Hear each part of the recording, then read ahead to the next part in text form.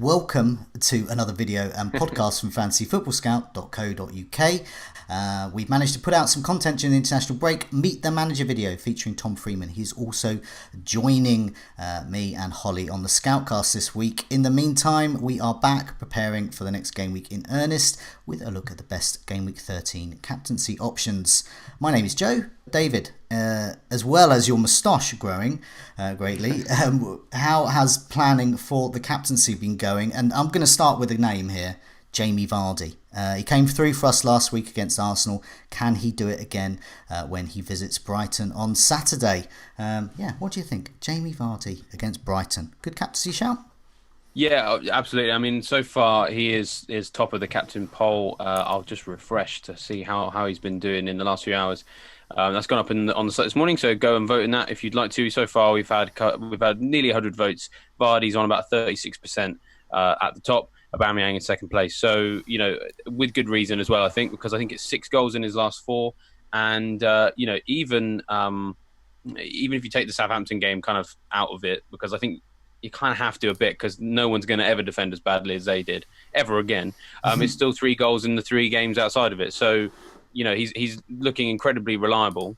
And, there's been a lot of debate about, can he sustain it? And I don't think he's the type of player who is going to let up anytime soon, because now we always say that he's a bit of a stat buster, but we are starting to we're starting to see which particular stats he is actually doing quite well in. So as much as he kind of busts some of the stats in terms of volume of shots, in terms of the quality of shots, there's every reason to believe that's going to continue. So, for example, since Brendan Rodgers took over, I think it was game week 29, end of last season, no player has been afforded more big chances than Jamie Vardy. So, that's a stat that he hasn't busted. He's dominated it. Of all the players in the league, he's the one that gets the highest quality chances.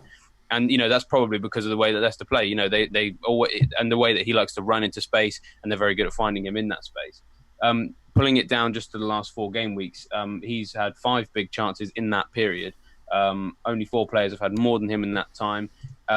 Accuracy has been great as well. So he's had 9 shots on target. Only Pulisic has had more than that. Again, we're seeing that if he's going to shoot, it's going to be on target 9 times out of 10, quite literally in this case, if it's in the box, with 10 shots in the box. Goal conversion rate is still 50%, which is still very high. But when you've got his number of shots and his quality of his shots and the accuracy of his shots is continually so high over quite a long period of, it's good over the last 4 game weeks. And of course, he's been given all these chances pretty much since Rodgers took over. It's really hard for him not to be in the captaincy debate absolutely every week. So yeah, when I did my bus team, I went straight to him. The only thing, obviously, of course, to consider, so I think he's going to be in the debate every week, but obviously we need to consider opponents every week. And Brighton, obviously, away from home, would be a team that I would... So if this game was at the King Power, then, then I would definitely be going straight for Vardy, no kind of second thoughts. The only thing that kind of gives me slight second thoughts is that actually Brighton at the Amex have been a lot better defensively than they have been away. So in the last 4 home matches, Brighton's XGC, so expected goals conceded, in that period is 2.09, which is actually the second best in the whole league. The only team with a better XGC, or rather a lower score there, is Chelsea at 1.79. And teams they've played, to be fair, they're not, world beaters. I think Leicester are better than the teams they've played, because they've played Spurs when they were absolutely dreadful. Played Norwich, they've played Everton, and they've played Burnley. So, obviously I think Leicester are going to do better than those teams anyway. And also, let's not forget, Lewis Dunk is suspended. Adam Webster's probably going to be injured, so he's going to have to play Duffy and then maybe Balogun, or maybe pull Byrne back into the middle and play Bong on the left. So Potter's not really going into that game with his first choice, but I still can't see it being kind of like a thrash fest. I think that it will still be a tight one, a bit like the Palace one, and I kind of think Vardy will get 1 goal. But I'm fine with that. It's sort of like, I'm not expecting double figures from this type of fixture. I'd be more expectant of double figures from Vardy at home against Arsenal than I would be away against Brighton. But like I said, that doesn't bother me, because when you look kind of elsewhere, so many other fixtures kind of make me... There's reasons for me to be a bit not sure that I'll happily take a safe bet, 1 goal, probably even 1 shot, knowing him, and then just move on to the next game week. I'll happily take a 6 or a 7 from him, really. Yeah, there's a couple of points there. I mean, one is about the strategy of a game week following an international break, and I often find that is the week. Every week, the unexpected happens. That's the week when the unexpected really happens. I have no idea. Sometimes it's better to actually leave a transfer for it, because it's one where all the differentials come in. You just don't know what's going to happen as well. But in the meantime, I do agree with you. I think Vardy is a reliable pick for the captaincy, but I don't think he's the best pick, because I can't see them conceding too many. So we've got up on the screen about the shots on target there. You mentioned them as well. Last 4 game weeks, he's had 9 shots on target. But if you look at the minutes per goal attempt in the box, so that's quite an indication of how often, that frequency there. He's doing one it's a shot every 36 minutes, which is okay. That's okay. But then you compare it to, say, Salah, and that's a shot every 23 minutes in the box, or Pulisic every 21 minutes in the box. So there are better options who are more frequently. But as we know, with Jamie Vardy, I won't use that phrase, the stats buster phrase, but I will use the phrase, he's accurate.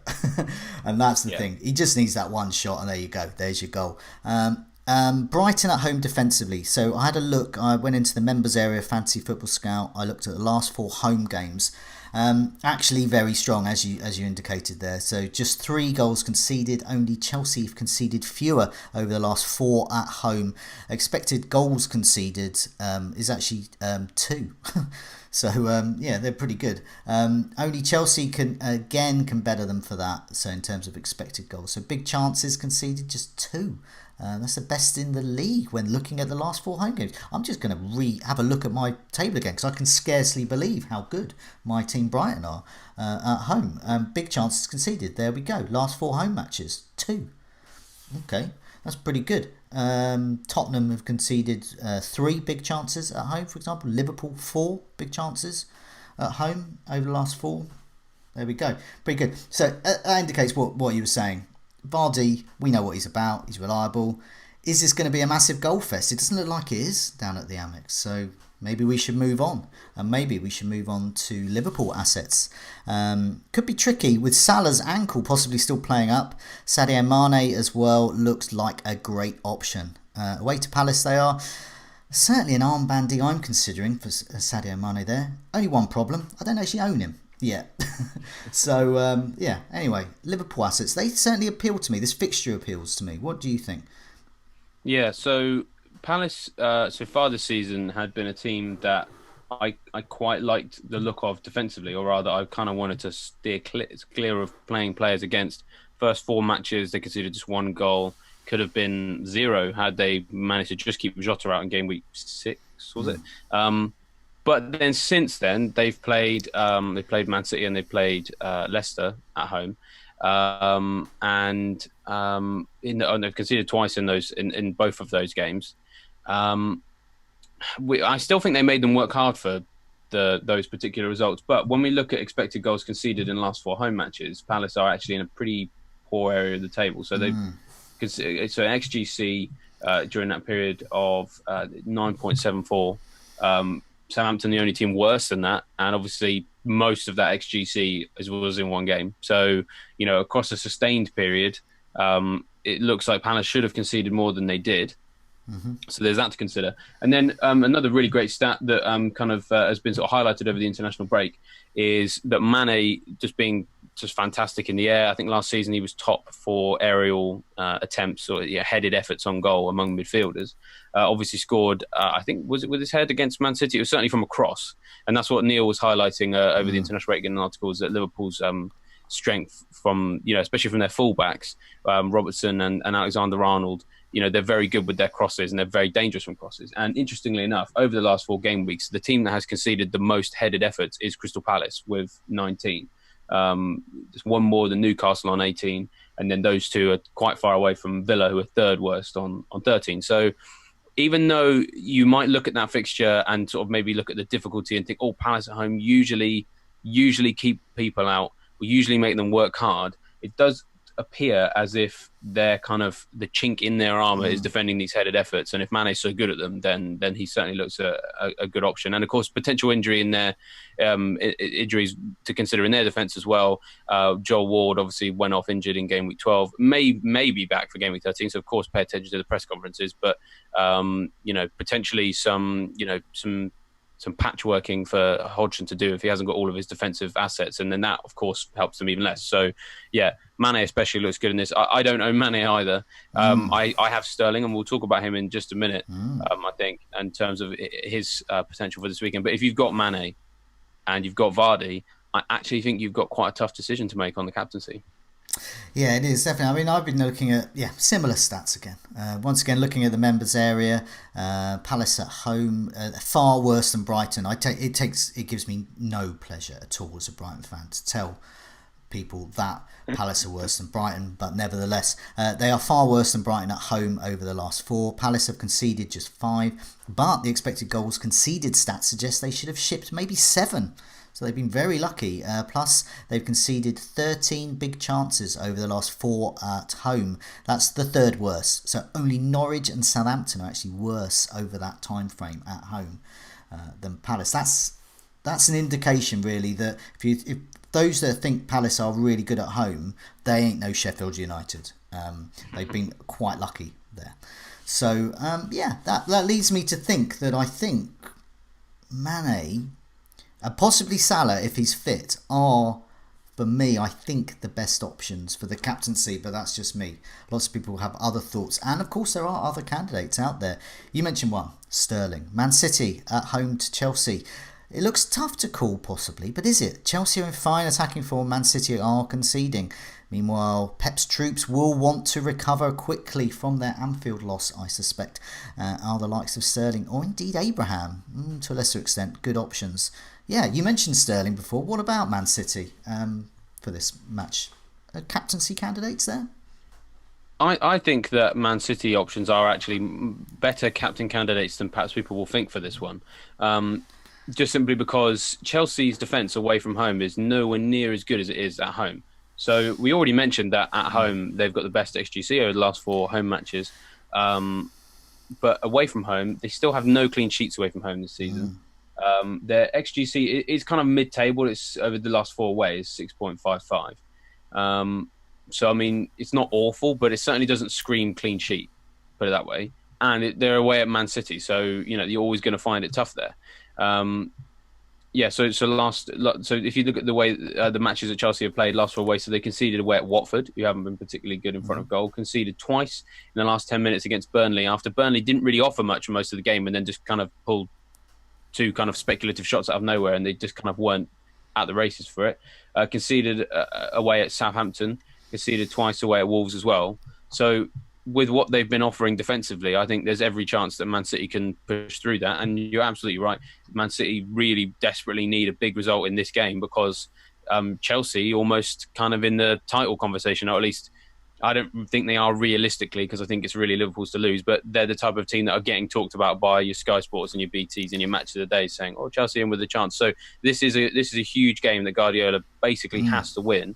But he's got a squad that's capable of winning these must-win games. There's other kind of underlying narratives here. I mean, with the Sterling stuff that happened over the international break, obviously plenty of reason for him to come out all guns blazing and, kind of put things right, I suppose.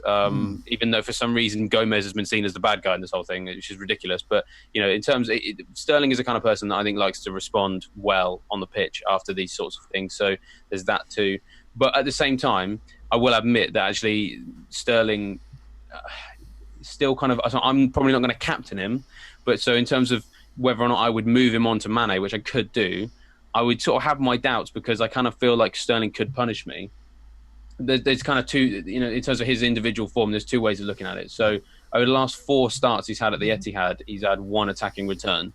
And the teams they've played, Southampton should have got something. Villa is the game he scored in. Obviously, nothing against Wolves. And then the previous start before that was the Brighton game because he missed the Watford one. And nothing in that too when he really should have got something too. So he should have done better than he has done. When we look at sort of his expected goals over, over the last 4 game weeks, his minutes per expected goal involvement is actually quite good. It's 1 every 92 minutes, so we're expecting 1 attacking return per game. But that's the 6th best in the whole league. But of course, the biggest problem that he has is largely his accuracy. So, over the last 4 games, there's 1 shot on target in the league, which still baffles me, because when he plays in the Champions League, he's getting the same kind of level of service, because he's playing mostly with the same teammates. So he's shooting in the box almost as often. He's getting almost as many big chances, but he's getting them on target. Whereas you stick him in these games in the Premier League and he's not. So for captaincy, I'm going to say probably not. But I've certainly considered him. But there's enough reason for me to believe that if he can just kind of overcome the accuracy thing, then maybe there's a couple of attacking returns for him in this game, based on, of course, Chelsea's defensive form away from home as well. To the point that I could seriously see him really punishing people who sell him, even if Mane gets something. If you make that switch and you don't gain any points. Really frustrating. So yeah, Man City I think can win this Chelsea game. Yeah, now I've ditched Sterling. I did it last week, so but I did it as part of getting Tielemans and Vardy in as who was captain. So I feel I'm up on the deal, so I can afford an inevitable Sterling drubbing there. But I think you're right. I think there is options there. I think Man City last 4 matches is not good news for Chelsea options. So let's sort of discount them for the armband. A bit unfairly, some might say, but I think we can compared to some of the other options. 3 goals conceded, and expected stats suggest they should have conceded about 3. That's the last 4 home matches. But for Man City options, there could be a strong case, I think, for the captaincy. So Sterling, KDB even, Aguero. I still got KDB, so I certainly don't think I'll be getting rid of him again ahead of this clash. Chelsea have shipped 6 over their last 4 away days, but the expected stats suggest it could have been about 7. So they've been slightly unlucky, bizarrely. So they're about mid-table when it comes to big chances over the last 4 road trips. But for me, overall, I think Liverpool have the better chance of a haul against Palace. That's what I'm thinking. But I do think if I saw a team and it's got Sterling captaincy on it, I'd think, good shout. Give it a go. It's a good differential, especially if people are selling. If we're talking sometimes about best captaincy in terms of reliableness or explosiveness, but then we can also talk about tactical reasons to do it as well. And if you're in a position where you want to just kind of reclaim some lost ground, and you believe in a lot of the stats about Sterling, and so if you've got the same kind of sneaky feeling that I do that he's going to do something this weekend, then captaining him when people are selling him can have a big impact. And how many times over the last couple of seasons has Sterling come back from an international break, or indeed an international break before game week 1, and hauled massively? He's a game-changing player, so give it a go. Good luck if you are. Let's look elsewhere. Southampton hosting Arsenal. No, it's not Southampton assets I'm thinking of, it's Arsenal ones. Could be a good place for real differentials here for Lacazette and Aubameyang. Surely set to score against the sorry Saints backline. What do we think? I mean, we're down to differential status perhaps with the likes of Aubameyang. Weirdly, Golden Boot one season, Old Boot the next. So what do we think? Well, long-time listeners of these videos or watchers of these videos will know that I don't like to captain Arsenal players. I don't really like to own them either. So. Yeah, it's kind of got this looks like, so having covered so many game weeks now, over the time doing these videos, this has the absolute ingredients to be the narrative of, Southampton conceded 9 against Leicester a number of weeks ago, so Aubameyang's going to get a hat-trick, and then he just does nothing or gets an assist right near the end or something. That seems to be the way that Arsenal assets go, especially Aubameyang. Always fails to deliver when he should do, and always delivers when you don't expect it. And the interesting thing about Southampton is that they actually, so when they look awful, then it actually tends to be at home. When they're away, they are, kind of trying to play slightly more compact. And even though I don't think they're very good at it, because they're still losing these games away from home, they tend to get pasted a lot more at home. Yeah. So to use, we all know about the 9-0, but then the last home match after that was against Everton. And having kind of largely limited Man City at the Etihad, they gave Everton so many opportunities in the flanks. I don't really understand who is the best left back and right back at Southampton. I can't remember the last time that Hasenhüttl actually played someone on the left and right of defence who should have been there, and they just keeps getting it wrong every week. These are the home matches, I should say. So if this was at St Mary's, then I think a Pepe or Aubameyang playing on the left, would be great. But just because it's at the Emirates, it just kind of makes me think, well, is this going to go against what people are going to think? And so it's a no from me. Yeah, it's a no for me as well, for similar reasons there. Southampton have conceded 5 in the last 4 away, which is actually not as bad as you would think, but the expected stats there suggest they should have conceded about 6 or 7. So they're actually another team that's weirdly been a little lucky, really, on the road, even though they've been awful. Arsenal, just for me, just too unpredictable in front of goal. So it just don't come into the reckoning when it comes to Liverpool assets, Leicester assets, Man City assets, all above them, I think. Let's go move down the barrel of options here, because it is a good, as I said, after the international break, it is a good time to be a bit different with the captaincy, especially a week like this where there are options, but they're not 100% must captain this player. And I think possibly Richarlison at Everton against a leaky Norwich could be an interesting differential. I mean, have I just pulled that out the air, or is there merit to that? No, I can absolutely understand that. I mean, Norwich's defence continues to be incredibly poor, and it's not even just their defence now. I mean, they lost to Watford because they couldn't keep the ball in midfield and got counted on. So I think this is a routine win for Everton, like quite easy. Richarlison, 3 attacking returns in the last 4, so he scored against Southampton. Got himself an assist against West Ham, an assist against Brighton. So there's something there. He's probably he's the most likely of the players on offer there. I like mentioning this a lot about Sigurdsson because he's done it again. I've just been writing the reports on yesterday's international matches. He's missed yet another penalty. He loves missing penalties. So so if there's a choice between those two to either own or to captain, there's a really crazy differential. Then Richarlison definitely the better option because he doesn't take the penalties. If Sigurdsson gets a penalty, then you've got a 5 in 9 chance he's going to miss it. If you look at every penalty he's taken from now to the last World Cup, was 2018 for club and country, he's had 9 penalties and he's missed 5 of them. Absolutely bonkers. So. And you can't tell who's going to start up front for Everton right now. It could be Tosun, it could be Calvert-Lewin. Gordon, I can't remember his first name. Anthony Gordon has been on the bench, I think, and he scored for the England under-19s. And given that they can't really seem to get any centre forwards firing, maybe even he comes in.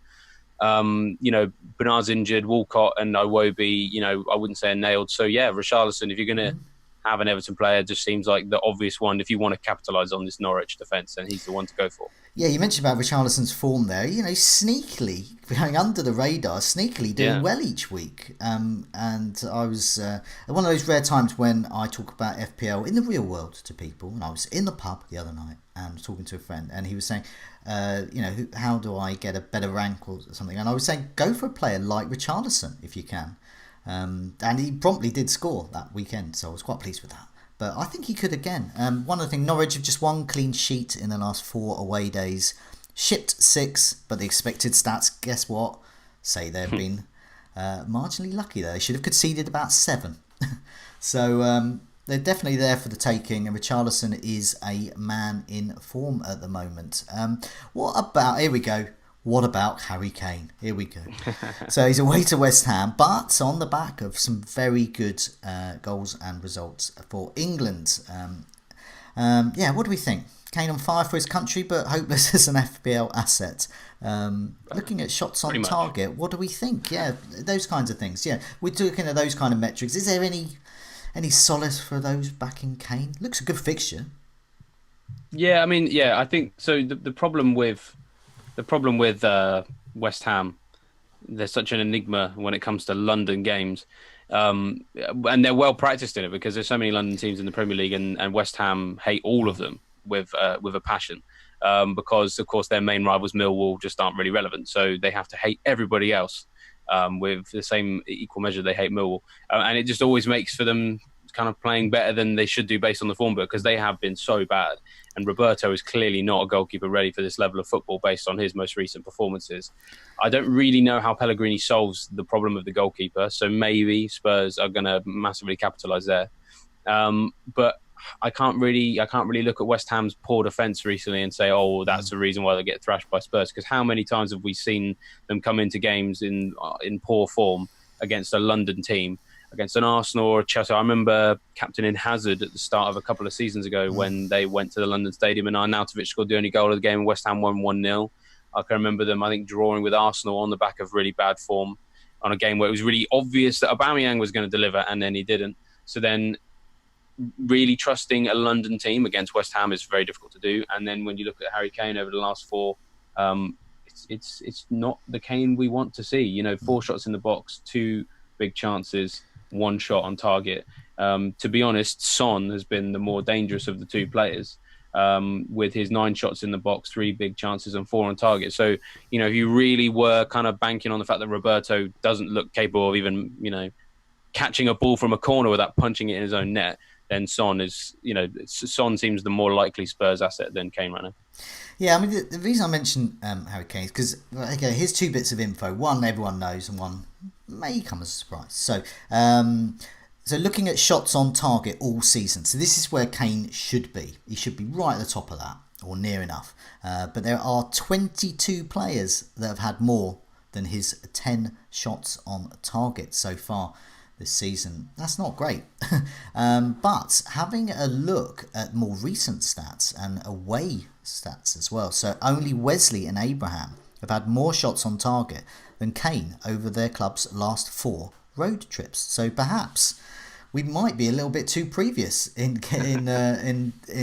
dismissing Harry Kane. So just remind people of those stats again. So I looked at last 4 away matches, shots on target, top of the tree, Abraham and Wesley, they're both on 8. Then there's Harry Kane and Pulisic on 7. So that's looking at that specific metric of very recently and away. And I found that quite interesting because you never know with players like that. We know Harry Kane can do it, so we could possibly be seeing some kind of re-emergence. But I agree, as it stands at the moment, Son possibly looks the best option. Not sure after an international break, but on paper should be. Let's carry on down at the bottom of that barrel. Martial or Rashford? They're usually good. They've been helping each other out. They've been good options, but they're playing Sheffield United, and we know what Sheffield United can do defensively, especially John Lundstram, even though he's not even in defence. What do we think? Martial, Rashford? A few people might be considering them as captains. I would very much steer clear of these guys for the captaincy. Okay. I mean, I own Martial. I like Man United's fixtures long term. I think they can nick something in this game because they are, now that they're back in the team together, as you say, they are making each other better. But just for the captaincy, I just think, Sheffield United's defence is just, I haven't seen them get overrun once yet, even against some of the bigger teams. And, I know Spurs are hardly a yardstick for much right now, but they just completely dominated Spurs on their own patch. So, didn't give them much of a look in. So there's every reason to believe that they can do the same to Man United. So Sheffield United top of the league, or joint top, I should say, for clean sheets so far, with 5, level with Man City and Leicester. And in terms of just goals conceded, they've still only conceded 9, which is that's the second best goals conceded tally in the league. Only Leicester have conceded fewer. They've conceded 4 fewer than Man City. They've conceded 1 fewer than Liverpool. They've conceded 8 fewer than Chelsea. So, their defence is just fantastic. We have to give full credit to Chris Wilder, because you see sometimes these teams come up, like we had Middlesbrough a couple of years ago, where they came up and they did defend really well, but they just could not offer anything at the other end of the field. And he seems to have managed to get them playing a style of football that makes it really hard to play against, both defensively and offensively. So, to be honest, me and you, Joe, probably sound like a broken record on Sheffield United. We've kind of been saying since game week, 2 or 3, I wouldn't captain a player against Sheffield United, and that very much is still something that it's now obvious to everybody that you shouldn't do. So, yeah. I mean, I think Martial and Rashford are reasonable options to own this week, but I wouldn't be captaining either of them. Here's just right. We're down at the bottom of the barrel now, but this is a potential one here, I think. And looking at the fixtures, and I like the look of Jimenez against Bournemouth. Across the season, Bournemouth have one of the worst home records, 7th worst seventh worst in terms of expected goals conceded. So not the very worst, but quite worse. Last 4 away matches, Jimenez as a goal and 2 assists, also just one behind Kane and Pulisic in terms of those shots on target figures I mentioned earlier. So Jimenez as well has scored for his country while he's on the international break. I hope he's going to get a rest for the rest of those days. This is being recorded on a Monday, so we're hopeful. He stays fit and in shape, but I think he's currently my sort of, in the absence of not owning Mane, he's sort of my captain, vice captain at the moment. So there we go. It could be a week to do that, but yeah. Just before we go, I just want to mention mention some of the stats there, all from the members area. Do have a look on site on the homepage. Lots and lots of details about members' benefits there. Have a look at them. Also, David, you mentioned Movember as well. Is there any details about, once again, how people can kind of give generously to that? Yeah, I've stuck a link in the live chat so people can go and have a look there. So yeah, if you want to do that, then that's the link. The only other thing just to mention, more from a kind of just the usual stuff. The FFS Cup is now open for entries, and that's we've got a non-members and a members version, and so obviously members can sign in for both, non-members just for the other one. And so the qualifications game week 13, make sure you've signed up before, I think, the Tuesday, so you can still sign up until the Tuesday after, or maybe the Monday after the game week has finished. And then the first game week will be, I think, game week 14. There's some details on the website, but yeah, make sure you go and sign up, because the winners of those tournaments, if you can get all the way to the end, some nice vouchers on offer. So sign up for that. Okay, and just a final reminder, we have the Scoutcast planned for tomorrow night. That's Tuesday night. Holly and Tom will be joining me. That's a combined 17 top 10,000 finishes between us, which is quite a lot. So we're hoping to make it 20. Some hope there this season. So unpredictable. But I think, as far as I can tell so far, I think festive and winter planning will definitely be on the bill, and lots of other things as well. So do tune in for that. There's Team Talk and Breakfast Club episodes, videos and podcasts later this week. Also, I'll be joining up with Luke to discuss all things Sky. So watch out for them. And so, yeah, lots of stuff. Help everyone to get prepared for Game Week 13. In the meantime, David, good luck with the game week, and crucially, good luck with your captaincy decision. Cheers. Thank you very much, and to you too as well.